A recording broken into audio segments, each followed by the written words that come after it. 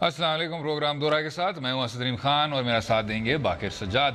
Programme के पहले इसमें बात करेंगे कौमी सलामती कमेटी की एक और अहम मीटिंग की। थोड़े वक्त में दूसरी दफ़ा होने वाली ये मीटिंग बहुत मानी खेज़ है।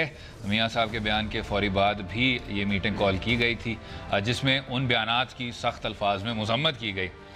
दूसरी जानिब उस बयान पर अमेरिका का भी रद्द अमल सामने आया है। उनके मुताबिक मुंबई हमलों से मुतालिक मियाँ साहब का बयान एक इन्फ्लेक्शन पॉइंट है या एक टर्निंग पॉइंट है। अब अमेरिका की नज़र में ये कैसे टर्निंग पॉइंट है और मियाँ साहब ने अपने इस बयान के बाद क्या खोया क्या पाया, उस पर भी बात करेंगे। अगले कुछ हिस्सों में बात करेंगे माफ़ कराए गए बैंक के इन बल्क रियासत टेक्सास के एक इंतहाई अफसोसनाक वाक़े की, और फिर उसके बाद कुछ और आलमी सतह पर वाक़यात की। जनाब, अगर हम इस NFC मीटिंग पे आ जाएं तो जो पहली वाली NFC कह रहा हूँ जनाब, NSC मीटिंग, कौमी सलामती, एक तो आपकी कमेटियाँ भी इतनी ज़्यादा हैं कि आदमी कभी कभी कंफ्यूज हो जाता है और उन सब के आखिर में ही बातें सिर्फ ग्रे लिस्टिंग की होती हैं और ब्लैक लिस्टिंग की होती है। नेशनल सिक्योरिटी काउंसिल जनाब, कमेटी जी, मियाँ साहब ने आके एक बयान दिया जिसमें उन्होंने मुंबई की बात की। हमने इस शो पे भी उसको काफ़ी कुछ डिस्कस किया, हफ्ता हो गया उस बात को, लेकिन वो बात ही ऐसी थी कि हफ्ता क्या 2-4 और हफ्ते हो जाएं, उसके कुछ बैनुल अक़वामी इम्प्लिकेशंस थे।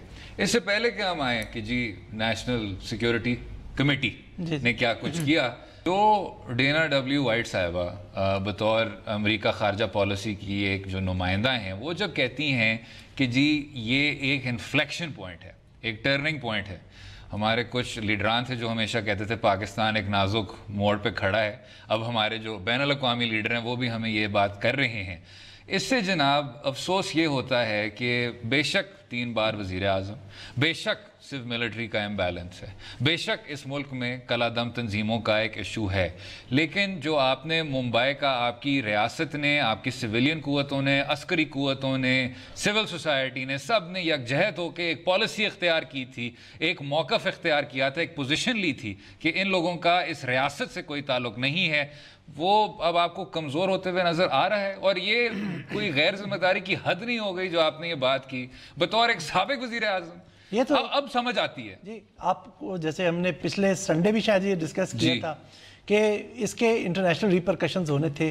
वो प्राइम मिनिस्टर, जो former prime minister Nawaz Sharif, उनके जो ये बयान दिया गया उसका मकसद यही था कि जो बैनुल अक़वामी ऑडियंस है उस तक ये पैगाम पहुँचाया जाए कि वो सुनना चाहते हैं ये वो कह रहे हैं। अब पाकिस्तान का जो मौक़िफ़ है कि एक तो बिल्कुल वाज़ेह है कि पाकिस्तान से किसी तरह से उसको स्पॉन्सरशिप उस अटैक की नहीं हुई थी। जहाँ तक डिले है मुंबई ट्रायल का, उसमें इंडिया का किरदार बिल्कुल वाज़ेह है। मियाँ साहब शायद ये भूल गए कि जब ये तो वैसे केस तकरीबन 2009 से चल रहा है पाकिस्तान में, जो एंटी टेररिज्म कोर्ट में जो चल रहा है केस, 2016 में जाकर पहली दफ़ा इंडिया ने उनके टेन्योर के दौरान वहाँ के फॉरेन सेक्रेटरी ने लेटर भेजा कि जनाब अब हम आपको मटेरियल एविडेंस देने को तैयार हैं। अभी मुझे नहीं पता कि मटेरियल एविडेंस आया या नहीं आया, लेकिन मुझे, क्योंकि मैं फॉरेन ऑफिस कवर करता हूँ, तो मैंने वो उस वक्त का मुझे याद है कि 2016 की बात है कि उनके फॉरेन सेक्रेटरी ने लेटर भेजा। तो अब खुद से ही देख लें कि 8 साल तकरीबन लगभग के, तो वो तो इंडिया ने खुद से ही मान लिया ना कि जी हमने आपको मटेरियल एविडेंस नहीं दिया। तो मियाँ साहब की स्टेटमेंट की वक़्त आपको तो आपके सामने है। इसका मकसद यही था कि जो इंटरनेशनल ऑडियंस है उसको एक पैगाम देना था कि जी मैं आपके मौक़िफ़ की हिमायत करता हूं। और उस पैराग्राफ में, वो जो अब एक मशहूर पैराग्राफ है उसको हाईलाइट करके आपके चैनल बार बार चला रहे होते हैं, उसमें उन्होंने आगे कहा भी कि जी ये लीडर हमें कहता है, ये लीडर हमें कहता है। तो उस जुमले के बाद उन्होंने कहा कि जी जो बैनुल अक़वामी राय है वो मुझसे इत्तफाक करती है, तो मेरे ख्याल से मकसद ही ये था कि डेना डब्ल्यू वाइट और ये दीगर अब देखें ना, इस वाइट की मैं स्टेटमेंट की बात करूं कि जो आखिर में वो कहती हैं because they are both victims of terrorism, वो एक तरफ एक्नॉलेज कर रही हैं, and they have also sponsored terrorism.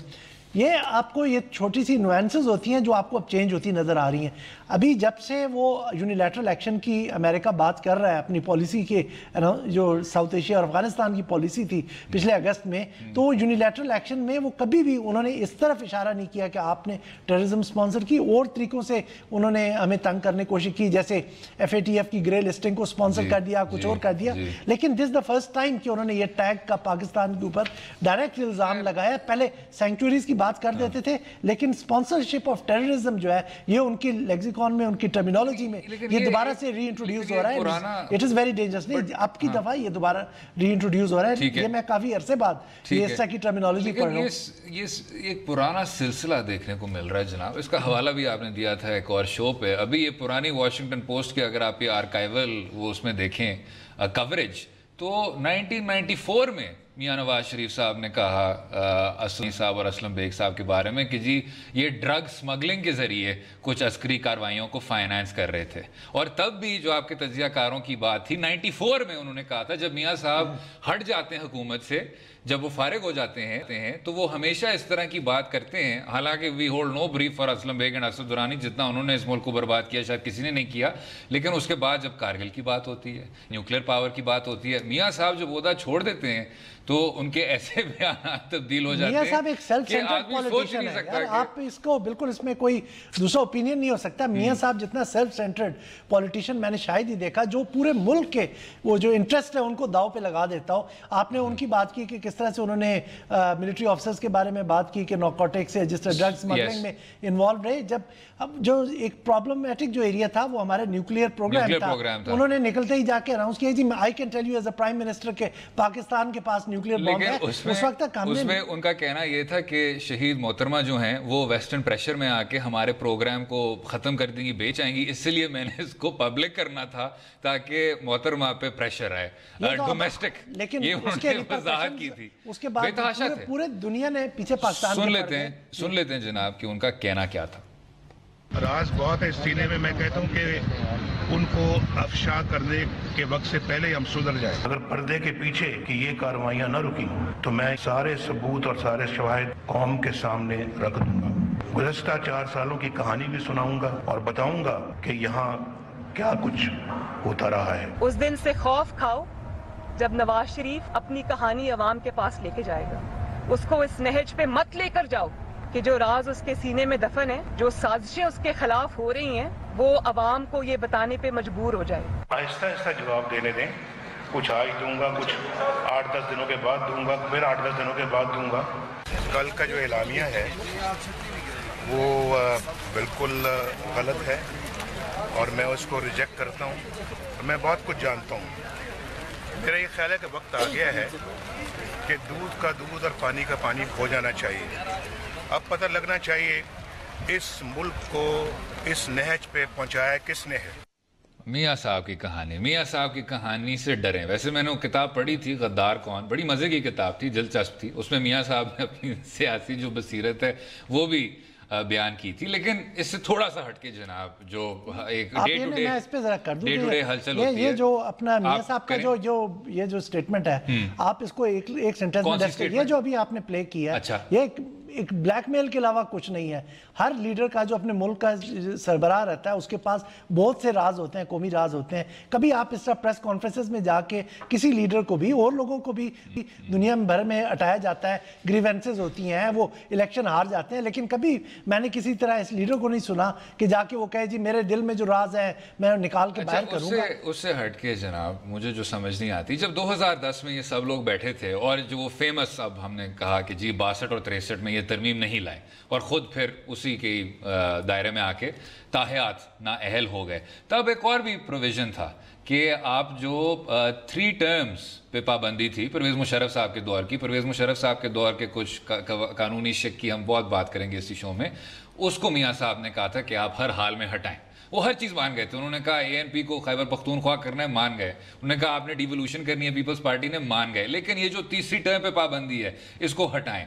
आज समझ आती है कि वो पाबंदी इतनी ज़्यादा ज़रूरी क्यों है, और बगैर किसी शक के गैर जमहूरी फौजी आमिर ने इम्पोज की थी, उस हद तक इख्तलाफ करना चाहिए, लेकिन the content of it is valid. और वो क्यों कि जनाब जब आप वज़ीर आला पंजाब रह चुके हैं, जब इस मुल्क ने आपको इतनी इज्जत दी, आप सूबाई वज़ीर ख़जाना भी रह चुके, आप 3 बार वज़ीर आज़म मुंतखब हुए, आपकी जो आदमी क्या कहे जनाब, बेशक सनत हो, सियासत हो, ज़िंदगी के हर दायरे में मियाँ साहब ने बेतहाशा कामयाबियाँ देखी। अब उनको इनटू द सनसेट चले जाना चाहिए विद डिग्निटी, विद ग्रेस। जिस तरह मरियम साहिबा कह रही हैं कि किताब लिखें, कहानी बताएं लोगों को, वो ज़रूर अब किताब लिखें अपनी, लेकिन बस اب بہت ہو گیا. 1981 سے یہ کہانی ہم سن رہے ہیں, اب آپ کے 3 دور ہو چکے. اگر آپ نے کچھ دینا تھا ملک کو موٹر وے اور میٹرو کے علاوہ آپ دے جاتے, آپ نے نہیں دیا. اور اب یہ کہنا کہ جی مجھے کوئی حکومت نہیں کرنے دے رہا, وہ صرف تب ہوتا ہے جب آپ نااہل ہو جاتے ہیں. یہ کوئی کوئنسیڈنس نہیں ہے باقر صاحب کہ پہلی بار آپ کو صدر نکالتا ہے, پھر اس کے بعد فوجی آمر نکالتا ہے, پھر اس کے بعد عدالت عظمیٰ نکالتا ہے. یہ جو تینوں کے تینوں ادارے ہیں ان کا آپس میں کوئی تعلق نہیں ہے. اب ان کو پیسفلی ریٹائر ہو جانا چاہیے پلیز. اسد یہ جو ہوتا ہے کہ جب آپ کا ایک ٹینیور یا آپ کا جو اقتدار جو ہے اوپن اینڈڈ ہو, اس پہ کوئی لمٹ نہ ہو, کوئی لمٹ نہیں یہ ہوتا ہے آپ کرتے ہیں. آپ اب بھائی آ رہے ہیں, اب بیٹی آ رہی ہیں, اب داماد آ جائیں گے. اس کا جو ادر سائیڈ ہے اس کا یہ ہے کہ آپ بجائے کہ انسٹیٹیوشنز کو اسٹرینتھن کریں, آپ پیٹرنیج سسٹمز بناتے ہیں اور ان پیٹرنیج سسٹم کی بنیاد پہ آپ اپنا اقتدار کو دوام بخشتے ہیں. میاں صاحب نے بھی وہی کیا کہ یہاں پر انسٹیٹیوشن اسٹرانگ نہیں ہوئے, ڈیموکریسی اسٹرانگ نہیں ہوئی, وہ انہوں نے جا کے پیٹرنیج سسٹمز بنائے, اپنے آپ کو کسی طرح سے اقتدار میں کنٹینیو کرنے کے لیے کیا. وہی چیز ہم دیکھ رہے ہیں. وہ ریسٹرکشن ساری دنیا میں, ہم نے پچھلے ایک پروگرام میں ڈسکس کیا تھا کہ کن کن جمہوری ملکوں میں اس طرح کی ریسٹرکشنز موجود ہیں. تو پاکستان میں کیوں وہ ایکسیپشن ہونی چاہیے؟ تو پہلے ہم بات کر رہے تھے نیشنل سیکیورٹی کمیٹی کی, اس سے پہلے کہ ہمارا سیگمنٹ اس پہ ختم ہو جائے. تو اس مہینے میں یہ نیشنل سیکیورٹی کمیٹی کی یہ تیسری میٹنگ ہے اور میرے اندازے کے مطابق یہ انپریسیڈنٹڈ ہے. میاں نواز شریف کے انڈر یہ بہت مہینوں میں ایک دفعہ ہو جاتی تھی. اتنی بھی بار ہونی چاہیے, اتنی بار وہ ہر 5 منٹ ہو رہی ہے. نہیں, شاہد خاقان عباسی کے دوران ہر مہینے میں ہونا شروع ہو گئی, لیکن اس دفعہ جو اب یہ انپریسیڈنٹڈ ہو رہی ہے کہ 3 دفعہ ہوئی ہے, تو شاید یہ کچھ جو ایشوز کی ارجنسی ہے کہ ان کو ایڈریس کرنے کی. اب پچھلے ہفتے 14 تاریخ کو انہوں نے انٹرویو کے اوپر دی, 2 تاریخ کو انہوں نے انرجی کی سچویشن کے اوپر جو خراب ہوتی جا رہی ہے اور واٹر کی سچویشن اس پہ کی. اب کی دفعہ جو مجھے نظر آ رہا ہے, کیونکہ ابھی تک سٹیٹمنٹ ہمارے سامنے نہیں آیا, لیکن وہ جو فاٹا ریفارمز کے اوپر جو لیجسلیشن اگلے ہفتے پارلیمنٹ میں پیش ہونے جا رہی ہے, اس کے اوپر آج شاید ڈسکشن ہوئی, کیونکہ آج دن کو پارلیمنٹ میں بھی گورنمنٹ اور اپوزیشن پارٹیز کی کنسلٹیشن سے اگرچہ چھٹی کا آپ نے تو کہا تھا فاٹا ریفارمز نہیں ہوں گے, آپ نے کہا تھا نہیں ہوں گے. نہیں, یہ تو اچھی بات ہے. میں نے کہا تھا آپ کو پر امید ہونا چاہیے کہ انشاءاللہ تعالی. تو یہ ایک اچھی چیز ہے جو کرنے جا رہے ہیں, جو ہم نے کافی عرصے تک ایک ہماری ہسٹوریکل مسٹیک تھی کہ ہم نے ان کو ادرائز کر کے, ان کو علیحدہ کر کے اپنے سے رکھا ہوا تھا. ہم ان کو اپنے اندر اپنی مین لینڈ میں ان کا انضمام کرنے جا رہے ہیں, اور یہ ایک بہت جو اسے کہتے ہیں نا بہت لانگ ڈیو ایک سٹیپ ہے جو ہم کرنے جا رہے ہیں. اور میرے خیال میں اس سب کو اپریشیٹ کرنا چاہیے. شاہد خاقان عباسی صاحب 10 ماہ میں وہ اکمپلش کر پائیں گے جو میاں صاحب ان کے پریڈیسیسر کوئی 8-9 سال کے لگ بھگ میں نہیں کر پائے. جی یہ اگرچہ وہ کہتے ہیں میرے وزیر اعظم نہیں, وہ ضرور کہیں, بالکل ان کو کہنا چاہیے. وہ ایک ان کی سیاسی جماعت کے وہ لیڈر ہیں, تاحیات قائد ہیں, ان کو ان کا کہنا بنتا ہے. لیکن اگر یہ ہو جائے جناب, تو یہ نہ صرف شاہد خاقان عباسی صاحب کے لیے فتح ہے, پیپلز پارٹی کے لیے فتح ہے, تحریک انصاف کے لیے فتح ہے, ہمارے لیجسلیچر کے لیے فتح ہے. یہ ایک بہت بڑا ریفارم ہے, اور میرے خیال سے آپ اس چیز کو انڈرسٹیٹ کر ہی نہیں سکتے. 50 لاکھ پاکستانی شہریوں کو آپ سٹیزنشپ کنفر کر رہے ہیں. اس سے فاٹا سے کئی بڑے جو ہے چھوٹے سائز کے علیحدہ ملک ایگزسٹ کرتے ہیں, مڈل ایسٹ میں کرتے ہیں, یورپ میں کرتے ہیں. تو ہم اتنے علاقے کو ہم بالکل اگنور کر رہے تھے. وہاں پر ڈیولپمنٹ اگنور ہو رہی تھی, وہاں پر رول آف لا نہیں تھا, ہیومن رائٹس وائلیشنز ہو رہی تھی, کیونکہ وہاں پر آپ کا قانون, آپ کا کانسٹیٹیوشن نہیں اپلیکیبل. اور آخر میں جناب, میں جب ہم فاٹا ریفارم کی بھی بات کرتے ہیں تو اس کو اس پوائنٹ پہ ختم نہیں ہونا چاہیے کہ آپ صرف اور صرف کے پی میں جو اسمبلی ہے اس میں آپ نشستیں بڑھا دیں, یا سینٹ میں وہ فاٹا کا آپ اس کو, خیر وہ تو افیکٹ نہیں ہوگا, لیکن یہ کازمیٹک چینجز ہوں گے. آپ نے دائرہ بھی بڑھا دیا عدالت عظمیٰ کا, پشاور ہائی کورٹ کا.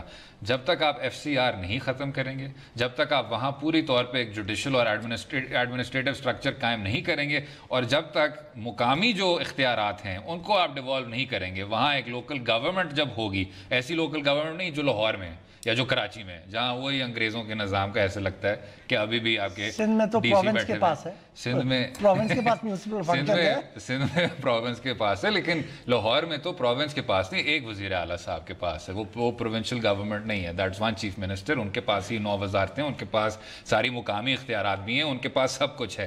فاٹا میں جناب اگر آپ نے ریفارم کرنا ہے تو وہ واقعی میں ایک بگ ٹکٹ ریفارم ہونا چاہیے, جس سے آپ کا ایف سی آر ختم ہو جاتا ہے, وہی انگریزوں کا دیا ہوا کالا قانون, ڈیولوشن بھی ہو جاتی ہے, اور جو آپ نے ایک 100 بلین کا ایک प्लेज किया है, बेशक वो एनएफसी से आए, बेशक वो एक स्पेशल फंड से आए, लेकिन आप उसको कन्फर करें. This can actually be बाकर साहब a different country अगर आप ये कुछ कर सकते हैं. अब हमें नहीं पता कि उनके कंटूर्स क्या उसके अपना जो रिफॉर्म्स लाने जा रहे हैं उसका, क्योंकि बिल अभी वो हो रहा होगा, ड्राफ्ट हो रहा होगा मेरे अंदाजे के मुताबिक अगले हफ्ते, क्योंकि ये सेशन होगा तो टेबल होके. अच्छा बाकर साहब, आई एम सो सॉरी, हमारे साथ अभी लाइन पे सनाउल्लाह साहब हैं, डॉन न्यूज़ से. सनाउल्लाह साहब, कुछ आपको सुनने को मिला इसी नेशनल सिक्योरिटी मीटिंग के मुतालिक?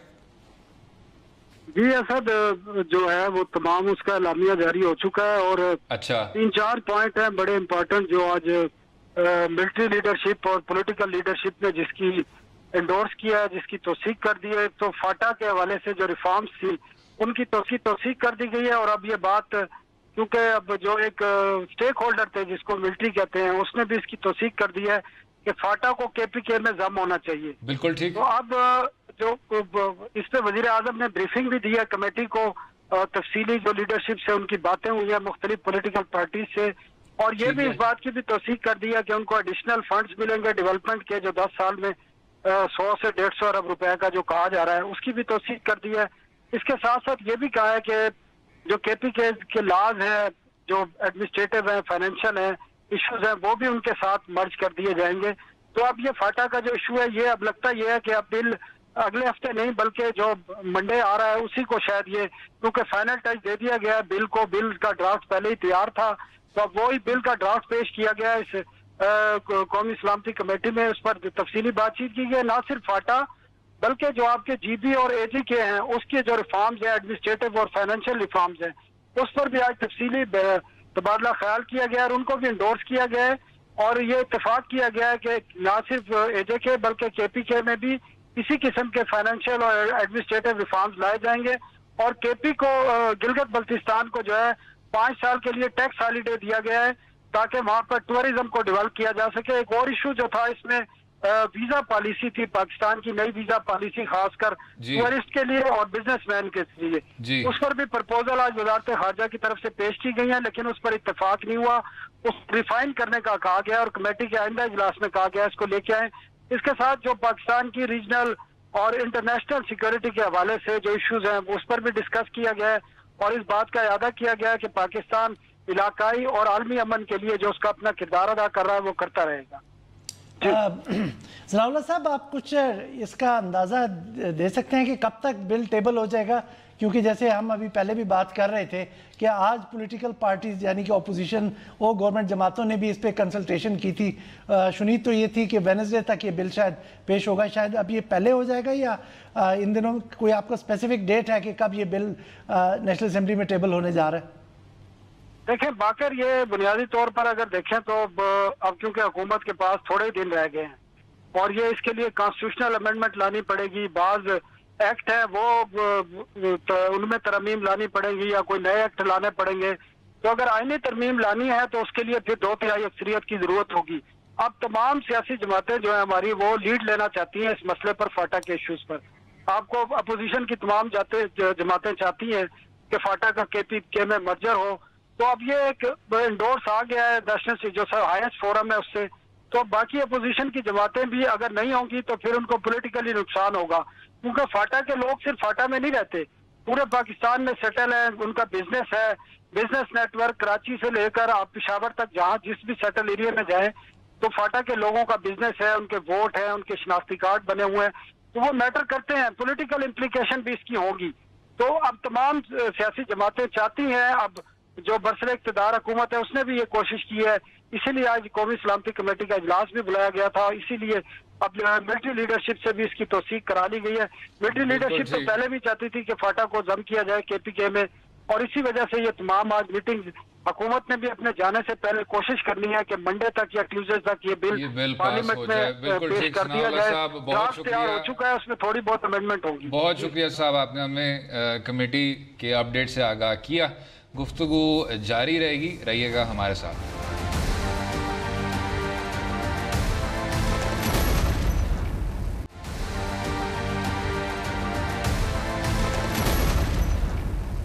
वेलकम बैक टू दो राय. अब बात करेंगे मुशर्रफ दौर में माफ़ कराए गए बैंक कर्ज़ों की.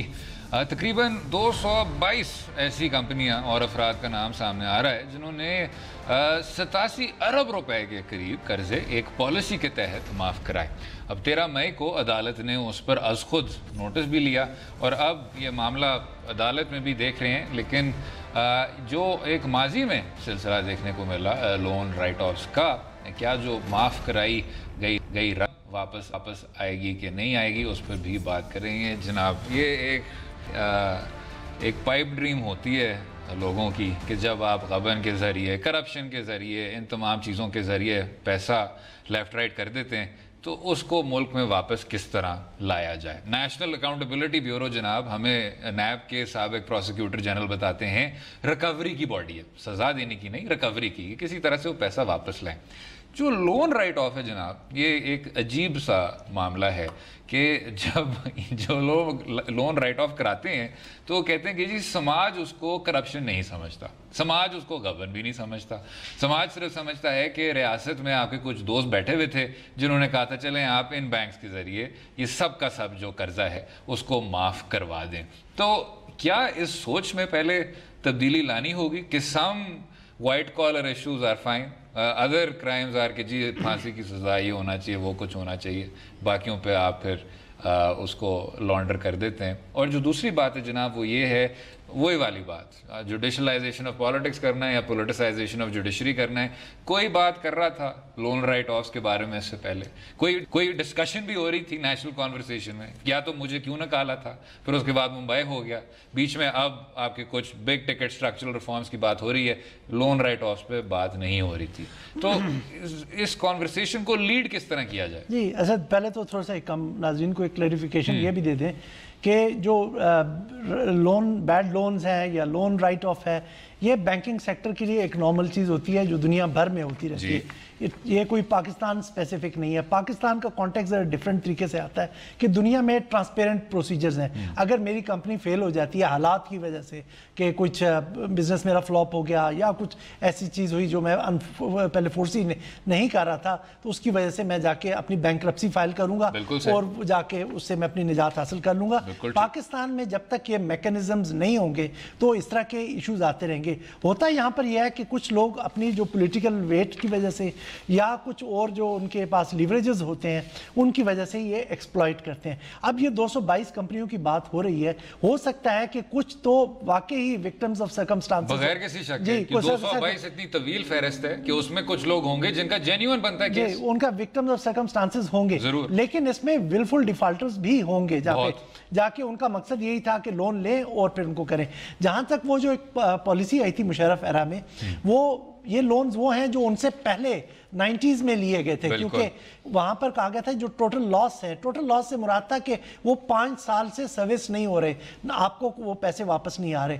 अब यहां पर ये होता है कि आपके ये जो लोन्स की टोटल अमाउंट शो की जाती है, जैसे आपने 87 बिलियन बताई, तो इसमें एक तो प्रिंसिपल अमाउंट होती है, उसके ऊपर जो मार्कअप होता है, एक्रू होता है, वो भी लगाया जाता है। क्योंकि एक क्वेश्चन मैंने देखा अभी कि नेशनल असेंबली में 2003 के 4 में आया था कि जी कितने पिछले 3-4 साल में लोन्स राइट ऑफ हुए, तो 23.5 बिलियन का आया था। तो उनके पीछे जो प्रिंसिपल अमाउंट थी वो 7.6 बिलियन की थी। तो यहां पर ये हो रहा था कि आपके जो एक तो प्रिंसिपल अमाउंट, वो तो आपका एसेट था जो आपने लोन दिया हुआ है, उसके ऊपर ये अमाउंट होके तो जो बैंक्स की जो बैलेंस शीट थी वो काफ़ी हद तक जैसे कहते हैं इन्फ्लेटेड आ रही थी, तो उसकी भी एक तरह की करेक्शन थी। अब ये नहीं कि इनको डिफेंड करना, यहाँ पर मसला पाकिस्तान में है कि वहाँ पर उसको पोलिटिसाइज किया जाता है जिसकी वजह से इशूज़ बनते हैं।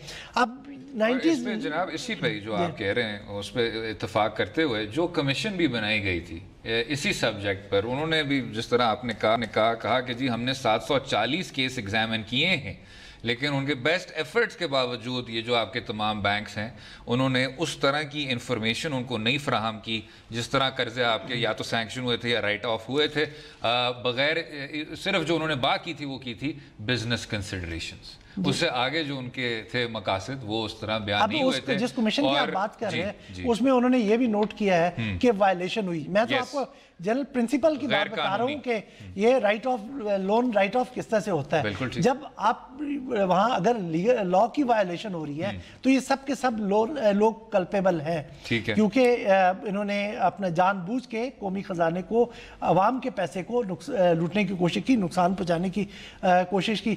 तो हमारे ये जो यहाँ पर जो इसका जो इशू है कि इसमें कर लेते हैं कि जो नॉन परफॉर्मिंग लोन्स का मसला था कि 90s में बहुत सवियत था। मैं जैसे बात कर रहा था ना कि वहाँ पर उस वक्त कि ये सारे लोन्स हैं मुशर्रफ एरा से पहले के 90s में, जब ज़्यादातर बैंक गवर्नमेंट सेक्टर में थे, उसके बाद ये प्राइवेटाइजेशन वगैरह का अमल आया।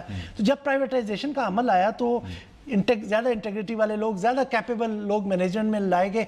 स्टेट बैंक ऑफ पाकिस्तान ने भी मैनेजमेंट के लिए स्ट्रिंजेंट कंडीशंस रखी कि जी इस लेवल की आपकी हो। तो नॉन परफॉर्मिंग लोन्स अब की दफ़ा कभी 25% पे होते थे, अब 5% पे आ गए, जो एक इंटरनेशनली एक्सेप्टेबल स्टैंडर्ड है।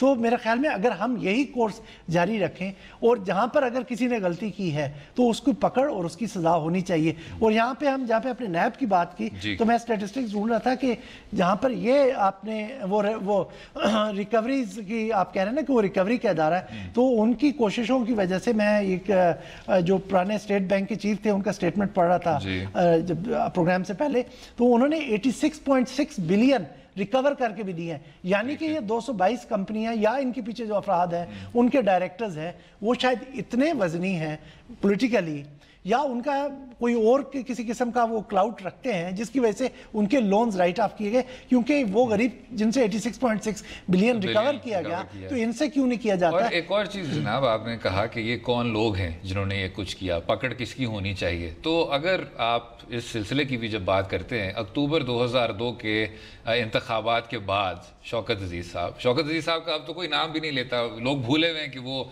एक बहुत ही ज़्यादा पावरफुल आपके और मुअस्सर वज़ीर ख़जाना भी थे, वज़ीर आज़म भी थे, क्योंकि तब भी उन्होंने पोर्टफोलियो वज़ारत ख़जाना का रिलिंक्विश नहीं किया था। उनकी ये पॉलिसी थी कि जो SBP है, जो स्टेट बैंक ऑफ पाकिस्तान है, वो इसके बजाय कि वो इन लोन्स के पीछे जाए, रिकवर करवाए, एक इंसेंटिव स्कीम शुरू करें और इन तमाम जो आपके बड़े बड़ी ये सारी इंडस्ट्रीज़ हैं इंसेंटिवाइज करें कि अगर जिस तरह आपने कहा ये लॉस मेकिंग एंटिटीज़ हैं तो उन लॉस मेकिंग एंटिटीज़ का जो कर्जा है वो माफ़ कराया जाए। अब वो जनाब बहुत बड़े एक फाइनेंशियल टेक्नोक्रेट थे, जीनियस थे, बहुत वो कहते हैं कि जी मैंने मईशत को स्टेबलाइज की, शायद कुछ ऐसे मकासद हैं, there is a method to this madness जो मुझ जैसा आदमी नहीं समझ सकता, लेकिन नहीं समझ पाया। नहीं, वो असूल को आप मैनिपुलेट कर लेते। मैंने आपको एक असूल एक्सप्लेन कर दिया और शौकत अजीज साहब ने भी शायद उसी असूल को मैनिपुलेट करके इतने लोगों को फायदा पहुंचाने की कोशिश की, तो अब उनको तो कोई नहीं रोक सकता। ये तो फिर आप सपोर्ट किया है कि वो जाके डिटरमिन करे। वक्फा लेते हैं और अगले हिस्से में टेक्सास में जो इंतहाई तशवीशनाक स्कूल शूटिंग हुई थी उसमें एक पाकिस्तानी शागिर्द भी शहीद हुई, उस पर बात करेंगे। Stay with us.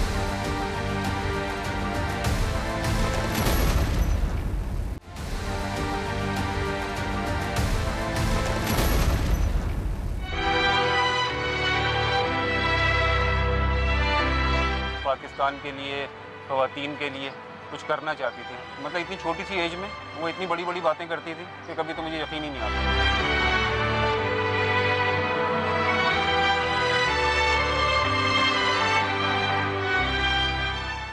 Welcome back to दो राय। इस हिस्से में बात करेंगे अमरीकी रियासत टेक्सास में होने वाले अफसोसनाक वाक़े की, जिसमें 10 के करीब तालिब इल्म जहाँ बहक हुए, जिनमें एक पाकिस्तानी तालिबा सबीका शेख भी थी, शहीद हुई, जिनके वालिदैन का कहना है कि उनकी बेटी पाकिस्तान के लिए बहुत कुछ करना चाहती थी।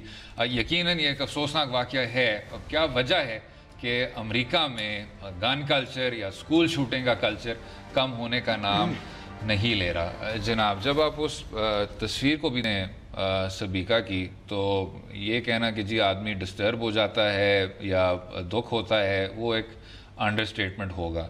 जो बात ज़रा समझ से बाहर है ना बाकर साहब, कि ये दुनिया की एक तो leading economic, cultural, political power है, लेकिन उसको कुछ जो एक बेसिक किस्म की ट्रूथ्स हैं उससे वो दूर भागता है। ये पूरा मुल्क भागता है, इसकी रियासत में कुछ बुनियादी मसाइल हैं। ये जो इन्होंने एक गन कल्चर का सिस्टम बनाया हुआ है, जहाँ एक नेशनल राइफल एसोसिएशन है, बहुत बड़ी लॉबी है, उसके खिलाफ आप फंडिंग भी नहीं कर सकते, कुछ भी नहीं कर सकते। लेकिन जनाब, मैं और आप दोनों जानते हैं कि एक लॉबी का भी साथ रियासत देती है।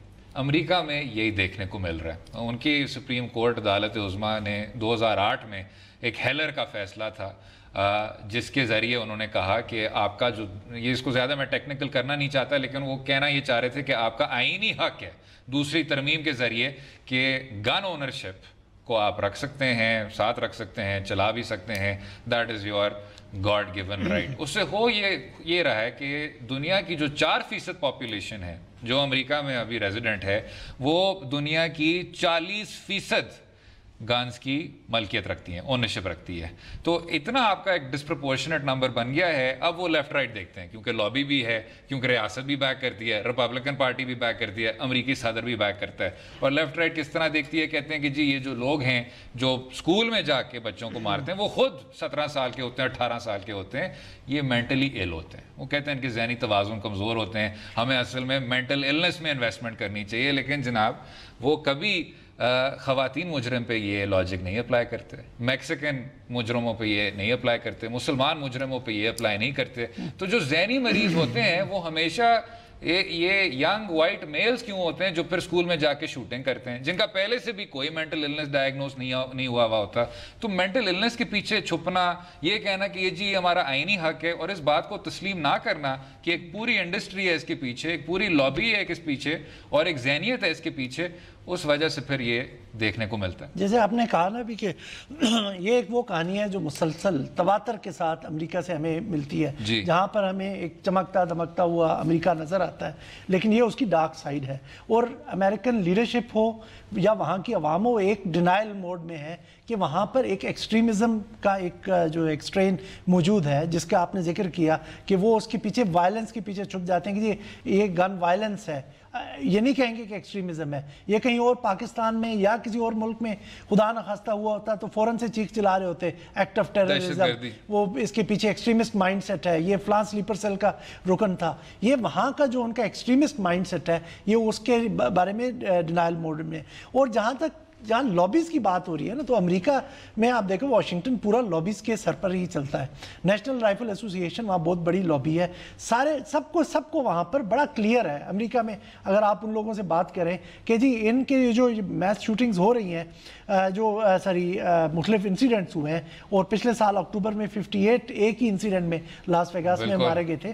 तो इन सब का तदारुक एक ही चीज़ में मौजूद है कि आप अपने गन जो रेगुलेशंस हैं उनको कौन परचेज कर सकता है, कौन रख सकता है, उनको टाइटन करें। लेकिन वहाँ पे रुकावट आ जाती है जहाँ पे नेशनल राइफल एसोसिएशन इंटरवीन करती है। और लॉजिक जिस तरह से वो है कि आपका कॉन्स्टिट्यूशनल राइट है कि गन रखना, उसके अलावा जो वो कहते हैं कि it is the people not the guns that kill, तो ये पीपल किल पीपल, तो गन खुद से तो नहीं चलती। ये बिल्कुल एक लेम एक्सक्यूज है कि अगर आप एक्सट्रीमिस्ट के हाथ में आज न्यूक्लियर बॉम्ब पकड़ा दें, और अभी इस वक्त अनफॉर्चुनेटली हकीकत भी यही है कि एक जो बहुत बड़ा दुनिया का बहुत बड़ा फैनेटिक है उसके हाथ में न्यूक्लियर बटन है, तो अगर आप वो पकड़ा देंगे तो आप उससे कोई खैर की तवक्को नहीं कर सकते। बेवकूफ़ाना बचकाना बात है जनाब। और मैं साल भूल रहा हूँ, लेकिन उन्होंने उसी दिन कंपेयर किया था जिस दिन स्कूल शूटिंग हुई थी अमेरिका में, और जिस दिन चीन में एक आदमी छुरी लेके भागा था पार्क में लोगों को स्टैब करते हुए।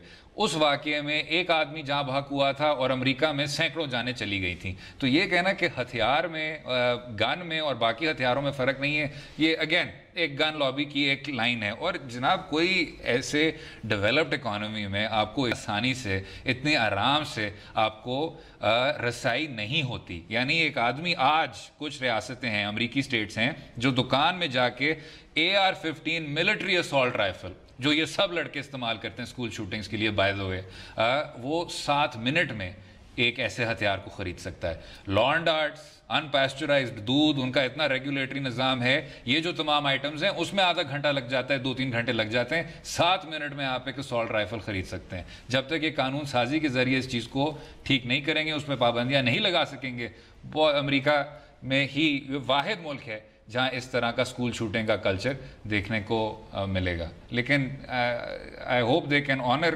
سبیکاز میموری کہ کچھ نہ کچھ سینس آ جائے, اگر ان کے لیجسلیٹرز میں نہیں تو ان کے لوگوں ان کے فورن جو سیکرٹری آف اسٹیٹ ہے انہوں نے اپنا وہ اسٹیٹمنٹ تو دیا. وقفہ لیتے ہیں جی, اسی پہ اگلے حصے میں اور بات کریں گے. اسٹے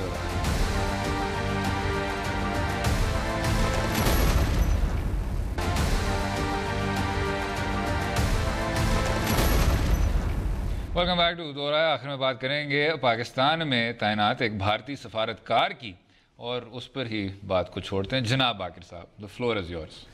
یار یہ تقریباً آج سے 8 سال پہلے کا قصہ ہے کہ اپریل آج 19 ہے نا, اپریل 2010 کی آج 19 مئی, سوری 19 مئی, تو یہ آپ 1 سال 8 سال 1 ماہ تقریباً ہونے کو ہے کہ یہاں پر ایک ان کی پریس اور انفارمیشن سیکشن میں ایک خاتون تعینات تھی, میرے 3rd سیکرٹری تھیں, تو ان کو بھارت بلا کے وہاں گرفتار کیا گیا اور ان کا نام مادھوری گپتا تھا.